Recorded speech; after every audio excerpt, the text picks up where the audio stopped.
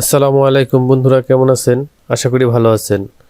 গত ভিডিওতে দেখিয়েছিলাম একটি পাসপোর্টের আবেদন কিভাবে করবেন এবং আমি সেই ভিডিওতে বলেছিলাম যে অন্য একটি ভিডিওতে পাসপোর্টের আবেদনের টাকা কিভাবে জমা দিবেন সেটি দেখাবো।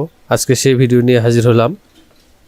আজকে দেখাবো আপনারা কিভাবে ব্যাংকের কোনো ঝামেলা ছাড়াই ঘরে বসেই নিজের হাতে থাকা স্মার্টফোন অথবা আপনার কম্পিউটার ল্যাপটপ দিয়ে কিভাবে আপনারা নিজেই পাসপোর্টের টাকা জমা দিতে পারেন খুব সহজে, বিকাশ অথবা নগদ দিয়ে। এজন্য সর্বপ্রথমে আপনারা ব্রাউজারে গিয়ে লিখবেন চালান। আমি লিখছি। প্রথমে যে ওয়েবসাইটটি আসবে দেখুন আইবাসের একটি ওয়েবসাইট, এখানে অটোমেটিক চালান সিস্টেম লেখা আছে। প্রথমে আমি এই লিঙ্কটি আমার ডিসক্রিপশানে দিয়ে দেবো, এই ভিডিওর ডিসক্রিপশানে দিয়ে দেবো, আপনারা সেখান থেকে ডাইরেক্ট যেতে পারবেন। আর আপনারা গুগলে সার্চ করলেও পাবেন চালান, এটি চলে আসবে প্রথমে। তারপরে আমি এখানে প্রবেশ করলাম। এখানে পাসপোর্ট ফি, প্রথমে দেখুন পাসপোর্ট ফি, তারপরে এটা এনবিআর এর জমা, আয়কর, মূসক ইত্যাদি। তো আমি এটা আমার প্রয়োজন নাই, এটা পাসপোর্টের ফি জমা দেবো এখানে।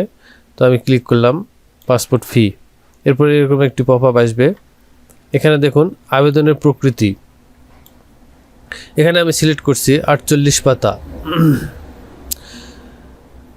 সেদিন আমি যেটা আবেদন করেছিলাম, এই যে এটা দেখুন, এখানে দেখুন পাসপোর্ট পেজ 48 পাতা। তো আমি এখানে সিলেক্ট করে দিলাম 48 পাতা। এরপরে আবেদনের প্রকৃতি এখানে লিখেছিলাম, এখানে দিয়েছিলাম 10 বছরের এবং রেগুলার। তো এটা আপনি কোথায় পাবেন?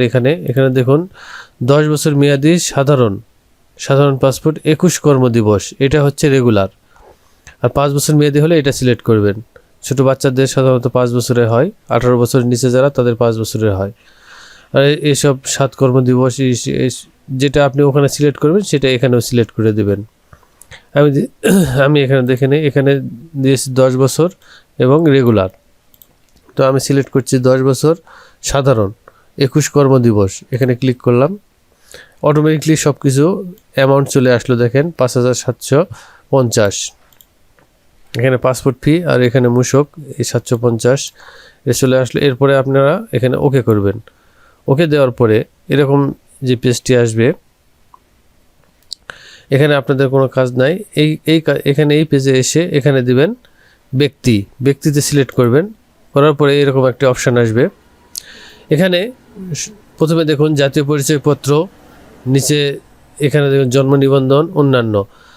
ছোট বাচ্চাদের ক্ষেত্রে আমরা জন্ম নিবন্ধন দিয়ে ভেরিফাই করব। আর বড়দের যাদের এনআইডি কার্ড হয়ে গেছে, ওখানে যদি এনআইডি কার্ড দিয়ে করেন তাহলে এনআইডি কার্ড দিবেন। আর যদি ফর্ম পূরণের সময় জাতীয় পরিচয়পত্র দিয়ে থাকেন তাহলে এটা। আর ফর্ম পূরণের সময় যদি ছোট বাচ্চাদের ক্ষেত্রে জন্ম নিবন্ধন দিয়ে থাকেন তাহলে এটা সিলেক্ট করবেন। আশা করি বুঝতে পেরেছেন।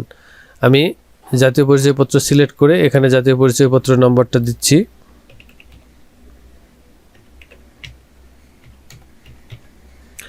এরপরে জন্ম তারিখ, এখানে জন্ম তারিখ দিয়ে দিচ্ছি।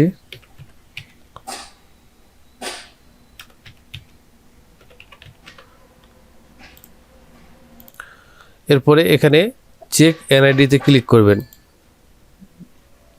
তারপরে এরকম সার্চ করবে এনআইডিটি ভেরিফাই করার জন্য। এরপরে এনআইডিটি সংশ্লিষ্ট সার্ভারে পাওয়া গেলে এখানে দেখাবে এইভাবে এনআইডিটি সিস্টেমে পাওয়া গেছে। এরপরে আপনাদের এই পেজে আর কোনো কাজ নেই, এখানে মোবাইল নাম্বারটি দিয়ে দিবেন। এরপর মোবাইল ব্যাংকিং অপশন সিলেক্ট করবেন। এরপর এখানে দেখুন বিকাশ, নগদ, রকেট, আপনাদের যেটা সুবিধা হয় সেটাতে ক্লিক করবেন। এরকম ক্লিক করে সেভে ক্লিক করবেন। আমি করে দিচ্ছি। এরপরে এইরকম বিকাশের পেমেন্ট গেটওয়ে চলে আসবে। এরপরে আমরা প্রসিড করে এখানে দিয়ে দিলাম, এখানে নাম্বার, বিকাশ নাম্বার।